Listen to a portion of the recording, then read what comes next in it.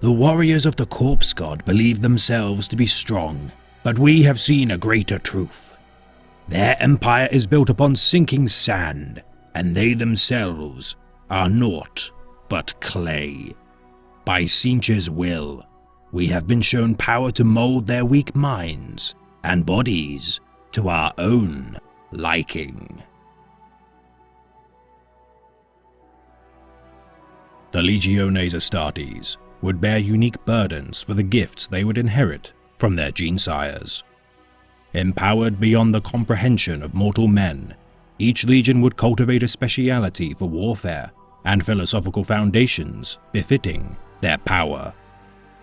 Yet among all the Space Marine legions, there exists one above all, whose fall from grace would be heralded by their insatiable hunger for knowledge and mastery of the ethereal.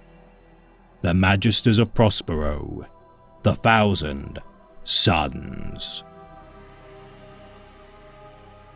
Founded during the Wars of Unification, the Legiones Astartes would encompass a fragment of their Gene-Father's might, who in turn would contain a fragment of the Master of Mankind's godlike traits.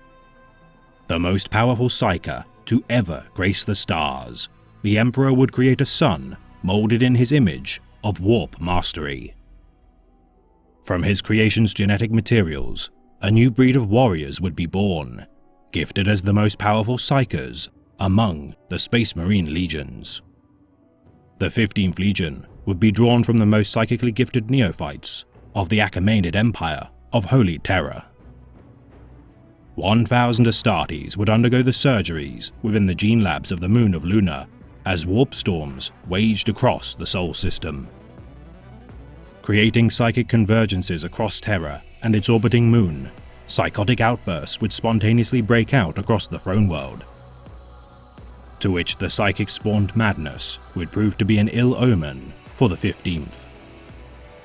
With the Legion's inaugural aspirants now raised to the stature of the Astartes, the Emperor would test his promising new legion by deploying them to bring compliance to the remaining techno-barbarian hordes of Terra. Victorious of their first campaign in the name of the burgeoning Imperium, the Emperor would personally name the Legion as the Thousand Sons and gift unto them an expeditionary fleet for assimilation into the Great Crusade across the stars. For while the Thousand Sons had proven their worth in battle, it would not be long until their reunion with their Primarch. Preceded by only Horus Lupercal and Leman Russ in his reunion with the Master of Mankind, the Crimson King of Prospero would study the Immaterium to better the lot of his homeworld. Emancipating the civilization from the tyranny of warp-spawned creatures that once roamed Prospero's desolate cities, Magnus the Red would bring order, prosperity, and peace to his people. Prospero's capital, Tizca, would be known as the City of Light, as its white marble metropolis housed bountiful tomes of Arcanum, read by a populace poised to understand the intricacies of the universe. Obelisks of glass towered over the self-sufficient paradise, made real by its benevolent ruler, as the Crimson King busied himself with endless journeys into the so-called Great Ocean of the Immaterium. Foreseeing the arrival of the Emperor to Prospero, Magnus would grow to adulthood before his Gene-Father's reunion. Having communicated for years through means of the warp, the Master of Mankind would arrive upon the utopian City of Light and induct his long-lost progeny into the Imperium. Given command of the 15th Legion, Magnus would look upon his gene-sons with pride as they demonstrated their affinity for sorcery and psychic abilities. The Thousand Sons had waged war for 5 Terran Standard years, and through their use of the Immaterium, sought to emulate a fraction of the Emperor's power. Though wary of psychic abilities, the Master of Mankind had allowed the 15th Legion to hone their sorceries as a means to bring swift compliance to the galaxy, much to the chagrin of his stalwart gene-son, Leman Russ of the 6th Legion. Proclaimed as cowards by the Wolf King, the 15th Legion had been met with scrutiny and distrust by the wider Imperium. Yet with their Primarch now installed as the Master of the Thousand Sons, a glorious future would be promised for their Legion. Yet fate would not be so kind to the sons of Magnus, for only suffering would be destined for the acolytes of the Immaterium. The lack of restraint demonstrated by the Thousand Sons would bear a fatal cost. Throughout the ranks of the 15th, a warp-born mutation would ravage their numbers, as the so-called Flesh Change would transform its Astartes into feral spawns of chaos. Interred within stasis pods, in hopes of administering a future cure to their affliction, Magnus the Red would toil for years in hopes of saving his gene sons from their degenerative affliction. Already at a pandemic scale during their reunion with their Primarch, the Crimson King would watch in horror as the Flesh Change spiraled into greater numbers with the departure of the Emperor from Prospero. Obtaining a means to stall the Flesh Change from spreading further, Magnus would consort with duplicitous entities within the Great Ocean. Naive in his assumption that his legion's curse had been absolved, Magnus would resume command of the remaining 1,000 Astartes, left untouched by the mutations of the warp. Once more literal in their reflection of their legion's namesake, the Thousand Sons would seek to draw new recruits to bolster their numbers as they ventured forth to rejoin the Great Crusade.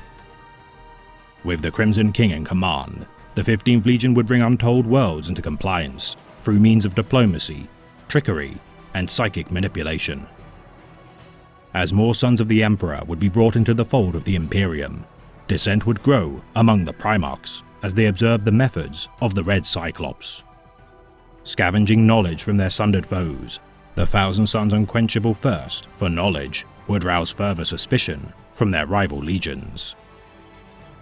Cooperating with the 6th Legion, the Space Wolves, during the Arc Reach cluster campaign, Magnus would despise the route's use of violence and destruction inflicted upon the Evanian populace of Heliosa. Blood would be spilt as the Space Wolves and Thousand Sons would clash as the 15th Legion slew several Fenrisian wolves and incapacitated members of the Vilca Fenrica with psychic manipulation. Hasta of the Pavoni cult would submit to the Flesh Change during battle and cause several more mutations within the Legion. Leman Russ would intervene, slaying Hastur with a blast of his bolt gun, and would seemingly commit his wolves to battle the Thousand Sons. With the intervention of the Primarch of the 17th Legion, Lorgar Aurelian, further casualties would be prevented. Yet the Wolf King would never forget his brother's flagrant abuse of his powers, and would swear a blood oath against the Crimson King, promising that one day he would enact a reckoning upon the Thousand Sons. Rumors would spread of the corruptions of the 15th Legion across the Imperium in the wake of the Battle of Heliosa. Giving credence to the misgivings of Primarchs Rogel Dorn, Mortarion, and Corvus Corax in their mistrust of Psykers within the legions, a call for censure would reach the Emperor. The most fervent detractors of the Thousand Sons would demand the Legion's expulsion from Imperial history, alike to the 2nd and 11th Legions, yet the Master of Mankind would defer to a council to decide the fate of the Psykers of the Legiones Astartes. Convening the Council of Nicaea, the Emperor would invite representatives of each legion with a vested interest in the outcome to state their case in his presence. Magnus the Red would champion his legion's use of the warp, stating its effectiveness in bringing compliance to the stars and future deeds their potential could fulfill. The Primarch of the Death Guard, Mortarion, a survivor of an upbringing subsumed in the abusive excesses of the arcane, would oppose the Crimson King. Librarian representatives of the White Scars and Space Wolves, Targatai Usugai and Ophir Weirdmake, would fight for their respective allegiances, yet the Emperor's decision would be final. Wary of the unfettered abuse inherent in the manipulations of the warp, the Master of Mankind would draft the Decree of Nicaea and outlaw all use of Psykers within the Legiones Astartes henceforth. Sanctioned Psykers, such as astropaths and navigators, would be exempt from the decree, yet the Librarius of the Space Marines would be disbanded. Magnus would return to his homeworld, enraged at the misfortune of his legion. Their quest for knowledge had cost them dearly, yet they had always been loyal to the cause of the Emperor and never strayed from his commands. Yet the woes of the sons of Magnus would only begin with the dawn of the dark days of the Horus Heresy. Horus Lupercal, War Master of the Imperium, would be wounded on the planet of Darwin. Ensnared by the malevolent ruinous powers of the Warp, Horus would languish within the tides of the Great Ocean. Observing the plight of his brother, Magnus would intervene within the Immaterium and attempt to steer the War Master from the path to damnation. Heedless of his counsel, Horus would learn of the dystopian future of humanity, wherein the Emperor would be praised as a living deity. Rejecting the imperial truth and assuming the mantle of champion of the ruinous powers, Horus would take his first steps towards his final battle to destroy the Emperor. Magnus would reel from the intervention, desperate to warn the Master of Mankind of the impending betrayal of the Lupercal. Projecting his psychic form to the Imperial Palace, the Crimson King would breach the protective wards of the Emperor's Webway project in order to contact his father. Ruining all hope of humanity's use of the ancient Webway for their own means, Magnus would damn the Imperium to forever voyage across the stars within the malevolent tides of the Warp. Furious at his son's heinous actions, the Emperor would dispatch Leman Russ and his Space Wolves to bring the Thousand Sons to Terra for judgment. Assembling a force of custodians and Sisters of Silence to facilitate their mission, the Wolf King would revel for the chance to fulfill his blood oath. Yet en route to Prospero, Horus Lupercal would intercept the Emperor's orders and make changes to their intent. The Wolf King would be ignorant of his War Master's betrayal of the Imperium and accept his new orders without objection. The Rout were no longer tasked with the arrest of the Crimson King, their orders now demanding that the Thousand Sons were to be exterminated. Magnus the Red would foresee the impending doom of Prospero, yet take no action to prevent its passing. The Crimson King now understood his naive manipulations by the Changer of Ways, Tzeentch, and would not allow his legion to become the tools of chaos. Seeking repentance for his actions, Magnus would hide the arrival of the 6th Legion fleet and watch Prospero burn as the Vilca Fenrica raised its marble pyramids and ornate structures to the ground. His people would be slaughtered as the Thousand Sons fought a desperate battle of survival without the aid of their Primarch. Overwhelmed, the first captain of the 15th Legion, Arzek Ahriman, would beseech his Primarch to intervene. Reluctantly, the Crimson King would join the battle as the Thousand Sons fell back to the final bastion of their once proud City of Light. Leman Russ would confront Magnus and charge into a bloody and infamous duel.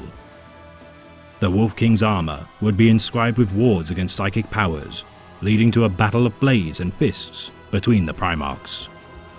As the superior brawler and executioner of the Emperor, Leman Russ would best Magnus in combat and break his spine across his knee. Broken in physical form, Magnus would call upon the powers of the Warp for salvation. Surrendering to the rule of Tzeentch, Magnus would be empowered by the Changer of Ways and transform into a demon prince of chaos. Teleporting the remnants of Tizca unto a demon world, the Thousand Sons would establish their new home of the planet of sorcerers within the Eye of Terror. The sundered king of Prospero would be shattered into shards of his former might, to which his loyal sons would gather his remnant power to reinstate their lord. Yet one final piece of the Crimson King remained prior to the final battle for humanity's soul, a shard which Magnus would attempt to retrieve from the Throne World during the Siege of Terra. The Thousand Sons' numbers would be greatly diminished to approximately 9,000 Astartes during the opening salvos of the Siege of Terra. Acting as support contingents to their larger and more direct Traitor Legion brethren, Magnus would orchestrate arcane stratagems to coincide with the deployments of the Lord of Iron, Perturabo. Scheming behind the backs of his Primarch brothers, Magnus would use them as a means to an end in obtaining the final shard of his being. For should he achieve his objective, Magnus would plot to slay the War Master following his duel with the Emperor, and assume the mantle of Master of Mankind in his place. Yet such ambitions would be thwarted with the Crimson King's infiltration of the Imperial Palace. Confronted by Malcador the Sigillite, Magnus would learn that the final fragment of his being had been claimed by his loyalist son, Revuel Arvida, now reborn as the being known as Janus. Incapacitating Malcador, Magnus would confront the Emperor upon the Golden Throne, only to be halted by the perpetual Primarch of the Salamanders, Vulcan. Banished from the material realm by the relentless tenacity of the Lord of Drakes, Magnus would submit the last shred of his material body to assume the form of a true, immaterial demon. The War Master's rebellion would fail, and with the death of Horus Lupercal, the Thousand Sons and their traitor brethren would retreat to the Eye of Terror.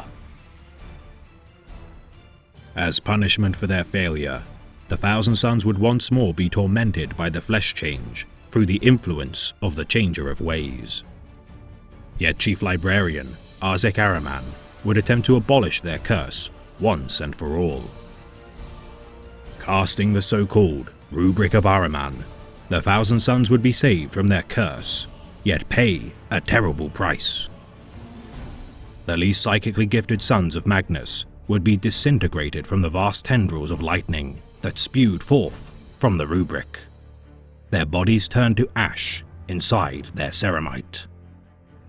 Yet the armor of these unfortunate Astartes would not collapse, for the inert souls of the dead would allow the spectral Astartes to continue to serve their legion. The rubric Marines would serve their now further empowered masters as mindless automatons, much to the horror of the Crimson King.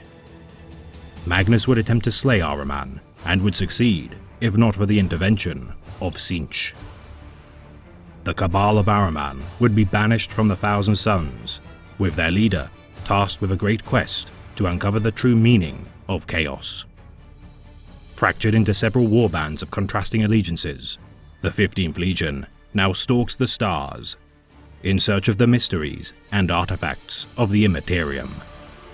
Invading the Eldar's Black Library and other repositories of knowledge for powerful spells and arcanum, the Thousand Sons now serve the whims of their curiosity, unfettered by Imperial oversight. Recruitment into the 15th Legion has always been a difficult task. Accepting only the most prodigious and promising psychers into their aspirants' ranks, the Thousand Sons' continual harrying of the flesh change would see constant need to replenish their number.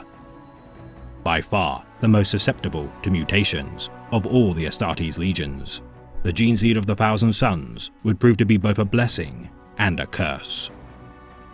Further exacerbated by their allegiance to the Changer of Ways, there are few Astartes within the Legion who retain the gene seed of their Primarch due to the annihilation of swathes of their number by the Rubric of Ahriman.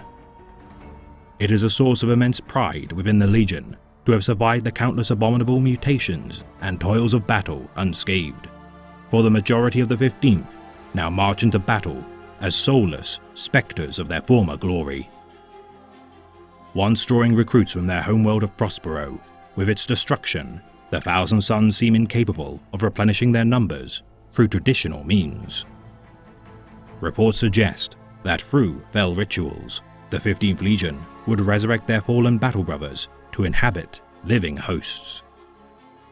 Damned to never reach their former might of the days of the Great Crusade, the Thousand Sons number in the mere thousands to this day, with only a select few retaining bodies of flesh and blood.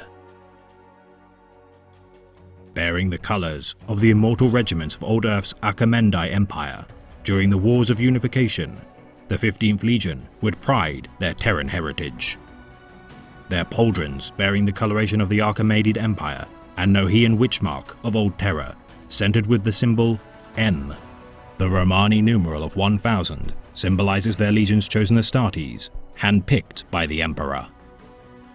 Supplanted with their reunion of their Primarch, the Thousand Sons would coat their armor with crimson, alike to their liege. Changing their Legion iconography with their relocation to Prospero, the 15th Legion would adopt a solar glyph in honor of their expanse into the stars. Bearing their loyalty to their Genefather with immense pride, the Thousand Sons would regardless once more renew their iconography with their ruinous descent into chaos. Adopting the blue and yellow livery in deference to their patron god, Tzeentch, their once disciplined uniform, ranking strictures, and conventions would be abandoned. Varying the designs of their heraldry with elements of golden trim and azure blue, each warband of the 15th Legion would bear personal heraldry whilst maintaining uniformity to the colours of the Lord of Change. Bearing crowns and ornate crests upon their ceramite, alike to the pharaohs of ancient Earth, such ornamentation marks the Astartes of the Thousand Sons, not claimed by the rubric of Ahriman. Now bearing the symbol of Ouroboros upon their left pauldron, the Thousand Sons' depiction of the serpent, wreathed in flame, eating its own tail, espouses the Fallen Legion's adherence to the eternal cyclical nature of change and renewal. Their right pauldron displays their membership to the numerous sects of the Legion, whether they bear resemblance to the Changer of Ways, Magnus's Cyclopean visage, or the forgotten legacies of Prosperine culture.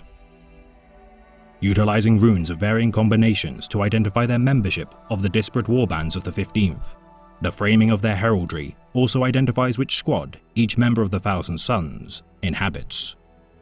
Inscribed with magically potent inks crafted from rare materials, Astartes of the 15th also employ tabards of varying colours to denote their thrall band or squad. Though only the most devoted scholars of Tzeentch can truly comprehend the meaning of the enchanted markings of chaos. Prior to their reunion with their Primarch, the Thousand Sons would organize their legion in similar manner to their Legiones Astartes counterparts. With Magnus installed as their leader, the Crimson King would organize fellowships of 1,000 Astartes into the legion, with 10 fellowships being active during their peak numerical strength of approximately 10,000 Astartes. With the catastrophic losses of the Kamenka Troika campaign, an entire fellowship would be lost, resulting in 9 fellowships to become the standard, known as the Pesajet. The commanders of the legion would form the Rahati, or Coven of Magnus, and captains of each fellowship would pilgrimage to their cousin legions to broaden their understanding of their brethren's favoured tactics and compliances. With revered captains such as Phocis Dakar seconded to the Lunar Wolves, the Thousand Sons would promote bonds of interlegion cooperation above and beyond their peers. With select individuals such as Hathor Mart rewarded an oath of moment from the Primarch of the 3rd Legion, Fulgrim, during his cooperation with the Emperor's Children Legion. Highly independent due to their nature as a small legion, the most psychically gifted individuals would be installed to lead each squad as thrall wizards. Commanding Imperial Army regiments to bolster their numbers, the Thousand Sons would employ many specialized human regiments such as the Prosperine Guard, Prosperine Spire Guard, Zau Arkad Tugmata, Skyguard Air Command, Palatine Guards, and personal Titan Legion, the Legio Zestobiacs. Forming specialized organizations within the 15th Legion, Magnus would champion elite cadres to enhance the effectiveness of his legion's psychic prowess. The Rahati, the inner coven of the legion, would encompass the greatest sorcerers of the legion. Similar to the position of Mournival within the Lunar Wolves Legion, the Rahati would be guarded by the elite Scarab occult Terminators, known as the Sekhmet. Veterans of countless wars, Magnus's First Company veterans would fight not only with immense psychic might, but also the brutal fury of the Emperor's finest weapons and armor. Unquestioning in their devotion to the Rahati, the Great Khan of the White Scars and Gorgon of the Iron Hands would remark that the Sekhmet were little more than automatons. The Hidden Ones would serve as the scout auxilia of the Legion. Masters of infiltration and espionage, Operatives of the Hidden Ones would gather intelligence for their legion, whilst imprinting psychically reprogrammed sleeper cells within their enemies' ranks. Yet with the Thousand Suns fall to chaos, the organization of the Legion now falls squarely in the palm of the Exalted Sorcerers, the malevolent arcanists of the Thousand Suns that lord over their kin to no compassion or shame. Driven to accrue mastery and control of the Immaterium, the Exalted Sorcerers would become empowered by the deaths of their less fortunate kin. Commanding the hollowed husks of the Scarab Occult to serve their whims, the Lords of Dust and Ashes lead their phantom kin in campaigns across the stars. Dreadnoughts of the Legion now skulk the material realm as Hellbrutes of the Ruinous Powers. Intensely hated by the 15th Legion, the Hellbrutes of the Legion hunger for pain and suffering, emotions anathema to the vast battalions of Rubric Marines. Recruiting naive Chaos Space Marines into the fold of the 15th, such pilgrims shall be promised vast powers of the warp for their service. Bound to the malevolent soul of the Hellbrutes, these souls are sacrificed to the abominable ancients of the 15th to sate their need for eternal agony to fuel their machines of war. Requiring surplus forces to meet the needs of their deployments, the Thousand Suns also employ demon engines such as Helldrakes, Defilers, Forge Fiends, and Mauler Fiends to bolster their ranks. Enslaving minor warp beings into their demon engines, the Sorcerers of the 15th delight in their dominion over such terrifying creatures and fuel their ego by deploying them as cannon fodder. During the years of the Great Crusade, the Thousand Suns would incorporate 5 cults of the Arcana in order to facilitate the will of their Primarch. Formed by the original members of the Crimson King's inner circle, known as the Rahati, each of the 5 cults would master a discipline of the Great Ocean. Maintaining headquarters within the Grand Pyramids of Tizca, each vanguard of the cults would contain repositories of knowledge adorned with the golden icon of their order. All save for the Pyre cult, whose pyramid would bear an endlessly burning flame, guarded by the warlord titan of the Legio Astorum, Canis Vertex. The Athenaean would specialize in telepathy and communications. Able to read the thoughts of others and communicate en masse across their legion, the Anatheian would prove crucial during the Legion's compliances of worlds. Understanding their opposition strategies as intimately as if written on a page of parchment, the Athenaean would undermine their enemies' deployments before they had even begun. The Corvidae would delve into the great ocean to gain precognition and portents of the future. Seeing all possible futures outlined before them, the Corvidae would advise their counterpart brethren in the optimal progress of campaigns and skirmishes outlined by their divinations. The most preeminent of all the cults of the Thousand Suns, their pedigree would nonetheless wane as the twisting nature of the warp diminished their foresight. The Pavoni would master the arts of psychokinesis, allowing them to manipulate the biological chemistry and physiology of both their kin and their enemies. Manipulating the physical characteristics of their visage and diminishing their physical need for hydration and other bodily ailments, the Pavoni would prove valuable in enhancing their legion's already superior health. Capable of generating lightning born from their innate bioelectrical nervous system, the impact of such energies would overwhelm the organs of their foes, causing their hearts to explode and raise the temperature of their blood to boiling point. Further aiding their legion's apothecaries as arcane healers, the Pavoni would accelerate the cellular growth of wounded battle brothers and allow for hastened redeployment of injured Astartes. The Pyre harnessed pyrokinetic powers, enabling them to control warp-borne hellfire. Lethal when deployed among their legion, the Pyre would also bear the capability of transforming their bodies to better unleash their torrents and projectiles of purging flame. Engulfing their enemies in fire, the Pyre would also be proficient in manipulating and tampering with mechanical automata such as Titan Legios and the Legio Cybernetica. Known as technopathy, the Pyre would undermine battle lines of war machines whilst laying a burning path for their battle brothers to thwart their enemies. Finally, the Raptora would practice the art of telekinesis by hurling objects and ripping enemies with their manipulation of matter. Capable of creating Kine shields to protect their battle brothers and tearing war machines and soldiers to pieces with their abilities, the Raptora would prove crucial during the Legion's defense of Prospero by collectively conjuring a Kine shield to protect their capital city of Tizca from orbital bombardment. Though outside of the 5 cults arcana, 2 more mysterious sects also existed within the Thousand Sons. The Amitara Occult Intercession Cabal, or Amitara Occult, would be shrouded in mystery. Acting in the name of the Order of the Blind, the Amitara would act as the masters of espionage and assassination.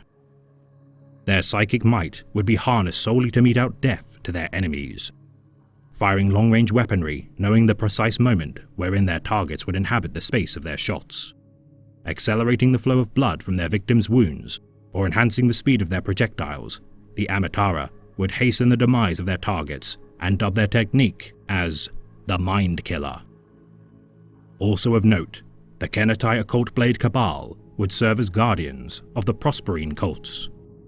Sworn by both verbal and psychic oaths to defend the cults, the most venerated members of the Kenetai would form cabals known as Blades. Swordsmen of otherworldly mastery, these scions of swordcraft would be extensions of their weapons and wield psychocrystalline-infused force weapons inscribed with their wielder's secret name and deeds. Bearing armor forged by the blind master artificers of the Legion, the Blades would defend the cults with unified and deadly skill. In the wake of their fall to the clutches of chaos, the Thousand Sons would propagate their remaining sorcerous endeavors through the implementation of 9 greater cults within the Legion, each led by an exalted sorcerer or demon prince bearing the rank of Magister Templi. Their lieutenants shall carry out the will of each great cult in the name of their master. United in purpose, these bands of miscreant magisters enable the schemes of their patron god and corrupt the very fabric of real space with their deeds. The Cult of Change would unravel and harness the rejection of order and be tasked with bringing compliance to anarchic and rebellious civilizations. The Cult of Duplicity employ deceit as an unknowable and Machiavellian force. The Cult of Knowledge seek to claim all tomes of eldritch teachings across the stars and identify the weaknesses in their foes through harnessing their secrets. The Cult of Magic unleash their full might in sorcery with no restriction of its power. Obtaining arcane objects in the possession of their foes, the Cult of Magic seek the purest devastation by means of the warp. The Cult of Manipulation enthrall their enemies and sow both mortal and demonic spies into the ranks of their opposition. Wreaking havoc from within, the Cult of Manipulation orchestrate complex plots brought to fruition through means of assassination and demonic possession. The Cult of Mutation transform their bodies and space around themselves by embracing the cursed flesh change. Transmuting entire planets into demon worlds, the souls of these unfortunate civilizations are turned into grotesque abominations twisted by the manifestations of the warp. The Cult of Prophecy pursue the threads of fate whispered from the fabric of the Immaterium. Divining the destiny most befitting their ambitions, the Cult of Prophecy twist their destiny for their own selfish whims. The Cult of Scheming concoct intricate campaigns as a form of perverse worship. Reveling in their scheming, the cult orchestrate grand plans of tactical maneuvers and feints in order to achieve grand and complex conquests. The Cult of Time view the flow of the past, present and future as a resource to be harnessed.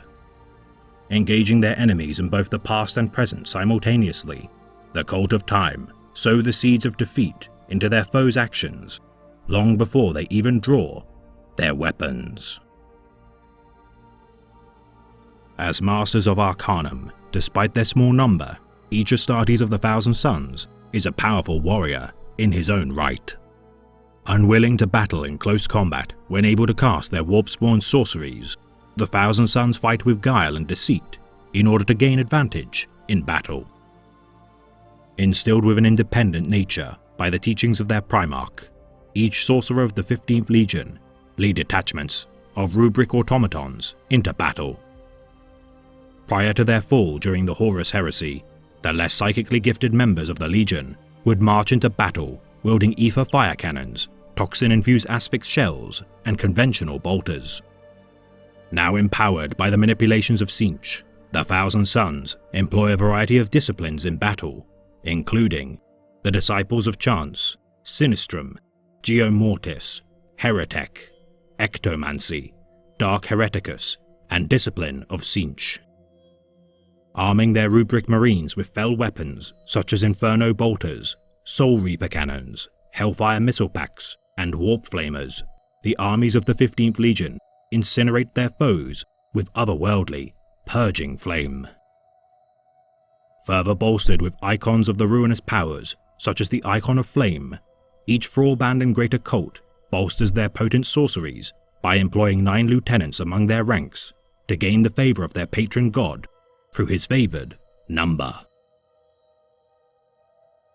Fractured with the failure of the War Master to destroy the Imperium, the Thousand Sons roam the galaxy as largely autonomous warbands. Thrall bands led by minor Chaos Sorcerers and lesser Chaos Champions of the Magister Templi hound the Imperium, such as the Blades of Magnus, Tizken Host, Brothers of Retaliation, Warband of Sektoth, Prism of Fate, and Sektai Prosperin. Estranged Sons of Magnus also voyage as shards of the Legion's former glory. Bearing sigils of their past, the Brotherhood of Dust, Crimson Sons, Prodigal Sons, Silver Sons, Red Echo, Warpgeists, and Grand Order of Hermetic Blades seek penance for their past transgressions. The more notable of these remnants of the 15th gain glories befitting their superior strength, as warbands recognized by their Genefather. The Rahati War Sect comprise the assembled might of Magnus's chosen sons, inhabiting the planet of the Sorcerers. Supremely powerful, the Rahati War Sect are named after the once bodyguards of Magnus the Red. Commanded by their Primarch personally, the various demon princes of Tzeentch and veteran Astartes of the Legion carry out the will of Magnus as his most powerful and loyal subjects. The War Covens harness the primal element of battle into spells of prodigious potency. Remolding the very fabric of reality to their whims, the War Covens are a deadly threat to all life among the stars in their pursuit of forbidden, arcane secrets. The War Cabals are the shadow of the Legion's former glory. Conquering the civilizations once under their own protection, the weapons of the War Cabals sunder their former dependencies as an act of vengeful scorn. The Sekhmet Conclave amass great power, led by ancient warriors of the 15th, commanding the thralls of the once noble Scarab Occult Terminators. Imbuing the hulking bodyguards with warp energies and sorcerous wards, the overlords of the Sekhmet Conclave unleash the fury of their Terminators to bring their enemies to heel. The Sangor Warherd deploy mutated beastmen into battle under the control of their masters. Resurrecting the carrion spoils of battle, the necromantic sorcerers delight in reanimating the corpses of their fallen foes. Making trophies from the dead, the avaricious beastmen and their patrons tear their foes limb from limb in order to sate their hunger for trophies and trinkets. And last but by no means least of these warbands are Ahriman's Exiles. Led by the first captain of the Thousand Sons, Arzek Ahriman, the banished Astartes under the command of Magnus's former equerry seek knowledge of the warp to earn their redemption. Rallying disparate and disgraced commanders of his legion, Ahriman calls upon the diminished brotherhood of his kin in order to destroy their enemies.